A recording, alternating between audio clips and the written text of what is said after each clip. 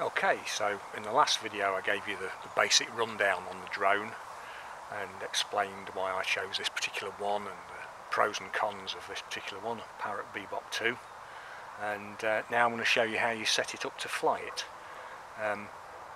As I said in the early one, you can just purely use it on Wi-Fi on a tablet if you want, but I prefer to set it up this way and use the actual controller. I like the joysticks in my hand. I just find it easier and more intuitive. Okay, so I've got the little platform on the controller there to hold my phone. Get my phone going. I'll show you how to get into my phone. Okay.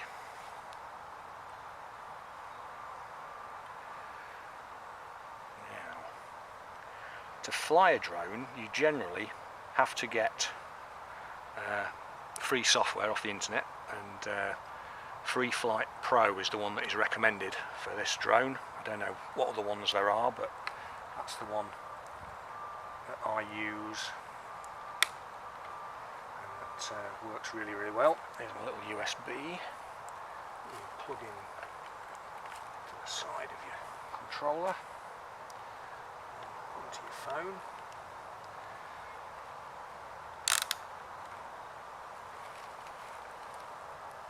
Everything always goes to sleep until the phone. There it is. Now, turn the controller on, and on the back of the drone, that little button there, and that comes on.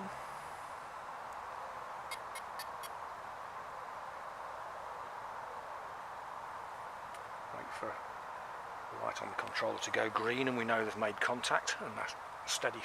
That red light on there, that will stop flashing soon, hopefully. There we go, that's now gone green. Okay, so we now have contact. Don't know how much of the screen on there you can actually see.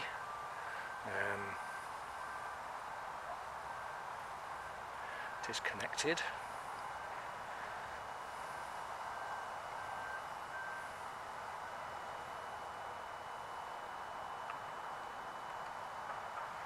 Takes a while. There you go. That's the VR goggle view, and that's the view.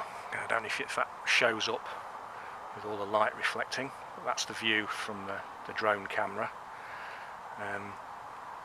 Got all sorts of information on here, like the speed, altitude.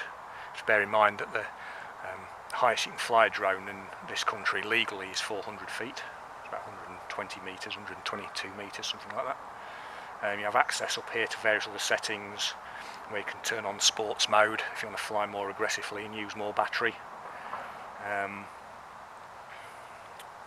Now, that little up and down arrow there, that's the take off and land button.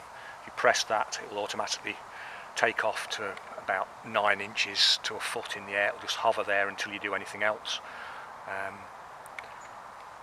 The left hand joystick, that is up and down, that's turn left, turn right. The right hand joystick, that's forward, back, that's slip to the right and slip to the left. And the button B is for videos, turn the video on and off, and button A is for still photos. That little house there is the home button. If you lose sight of your drone, or if you any emergency, just hit that and it will automatically come back to you, which is very useful in emergencies. You will have the odd scare when you suddenly lose it in the sky. You're meant to keep the drone in plain sight all the time, but sometimes it's quite small against the sky, and if it's a very bright sky you can just lose it, your eyes won't focus. So if in doubt, hit the home button, it will come back, but it shouldn't happen if you just keep your eye on it and be aware all the time. So that's basically it. Now, as I say, you could have set it up on your tablet just using the Wi-Fi, and a separate different screen comes up with lots of little buttons and sliders and things instead of the joysticks. And I have flown the drone using my tablet. And the advantages of that are you don't have to carry so much gear with you. But the disadvantages for me anyway are it just doesn't fly quite so right. You don't have so much control. Okay, So that's the drone all set up and ready to fly, which we will do in another video.